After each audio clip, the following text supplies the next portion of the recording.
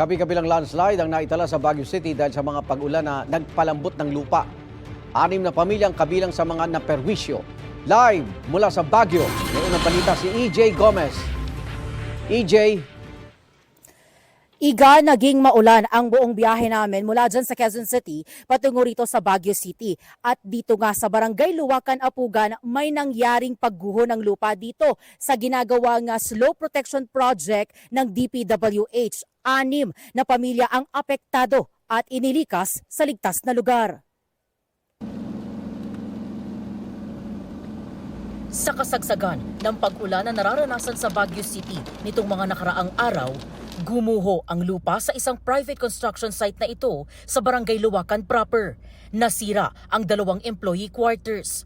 Nagkaroon naman ng soil erosion sa ginagawang DPWH Slow Protection Project sa Barangay Luwakan, Apugan. 6 na pamilya ang inilikas mula sa bahay na apektado. Ito yung itsura ngayon ng nangyaring soil erosion. Ayon sa otoridad, unti-unti raw gumuho ang lupa sa loob ng ilang araw. Tinakpan na lang ng plastic ang gumuhong lupa para maibsan ang pagkabasa sa ulan at mas lalo pang pagguho nito. Ilan daw sa mga apektadong pamilya ang nananatili sa evacuation center. May iba naman na umuwi raw sa kanilang mga kaanak sa ibang probinsya. Gumuho rin ang slow protection na yan sa Liting Elementary School.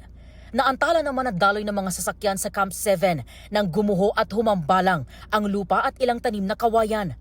Nagsagawa ng clearing operations ang City Environment and Parks Management Office matapos matumba ang isang pine tree sa Purok 24 sa San Carlos.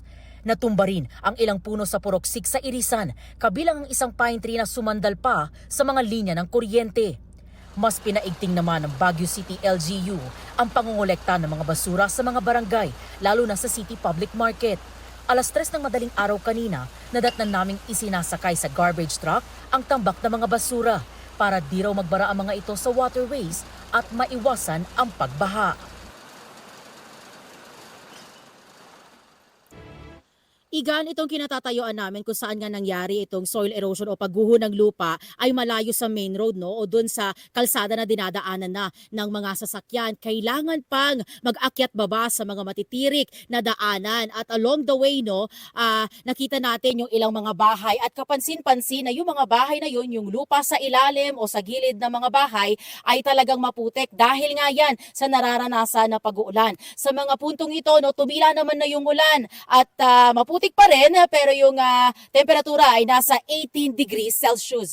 Yan po muna ang unang balita mula po rito sa Baguio City. EJ Gomez para sa GMA Integrated News.